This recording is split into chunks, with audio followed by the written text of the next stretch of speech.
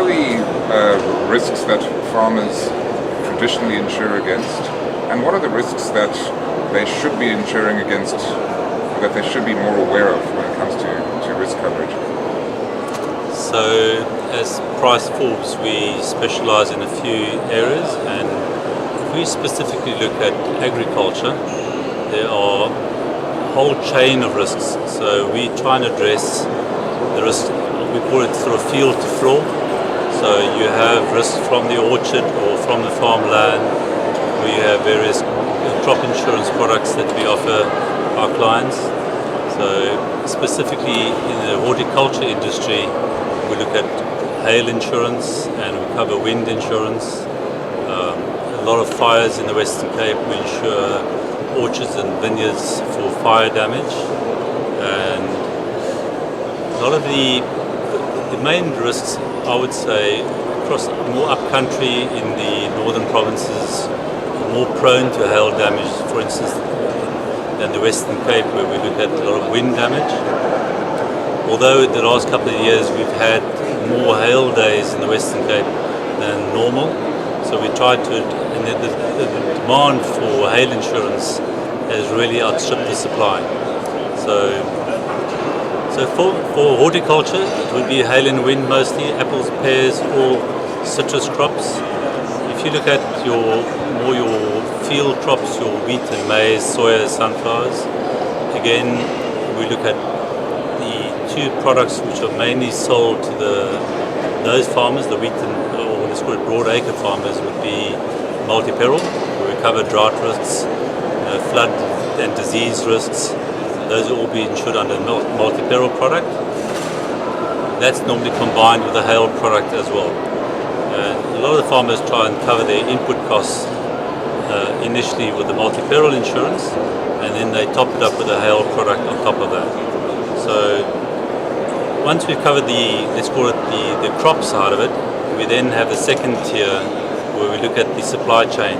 So we would look at from, let's call it the pack house, where orchards or the citrus crop or the apples and pears and citrus would go to a pack house. We insure the pack house risks, and that we normally do under assets type policy, where we insure all fire related losses, cold storage. We then cover the marine component, where the product is then taken from the pack house or to a silo or exported.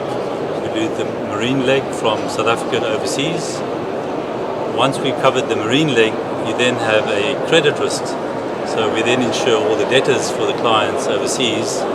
So that basically gives a full suite of services covering all identifiable risks for not just the farmer, but also the exporter. Right, you're insuring the entire value chain. Entire value chain.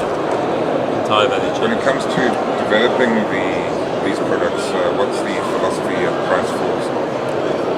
Right, so I mean, as intermediaries, we are obviously the broker that handles the product suite across, as Eva has indicated, from farm to floor ultimately.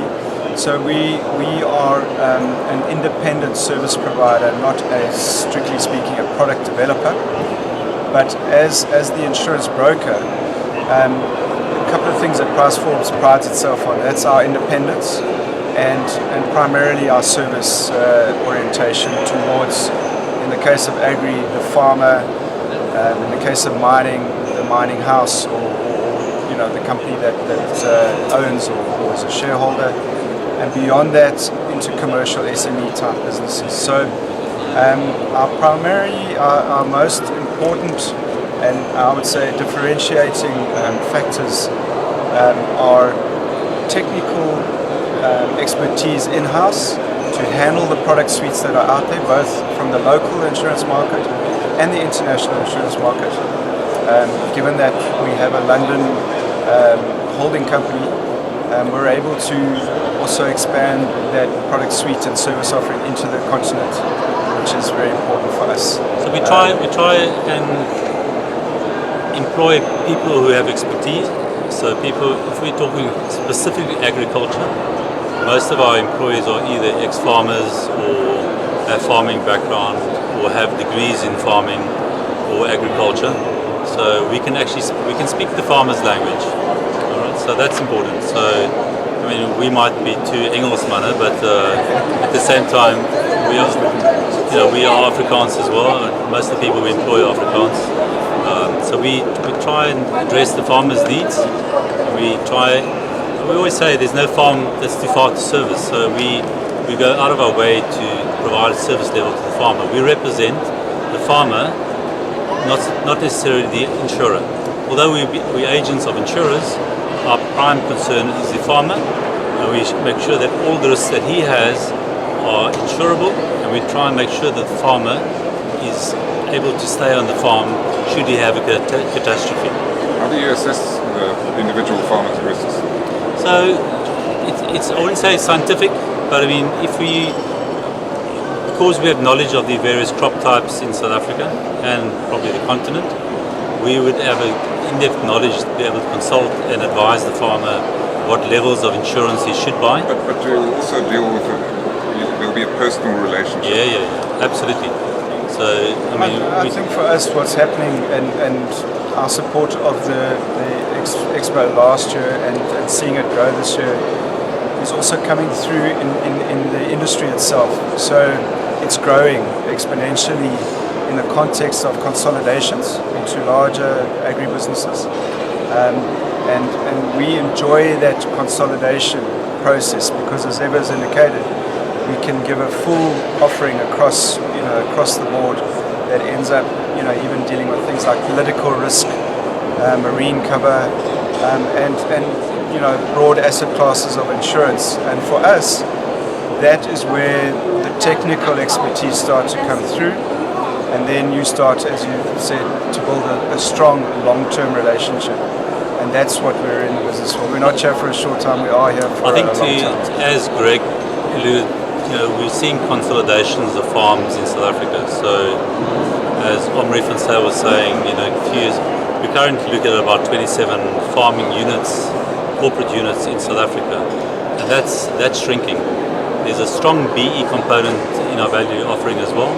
So we help many of the BE farmers in transferring of knowledge, because they're coming out of I wouldn't say a culture, but of an environment where nobody helped them, nobody gave them advice. So they're new to agriculture.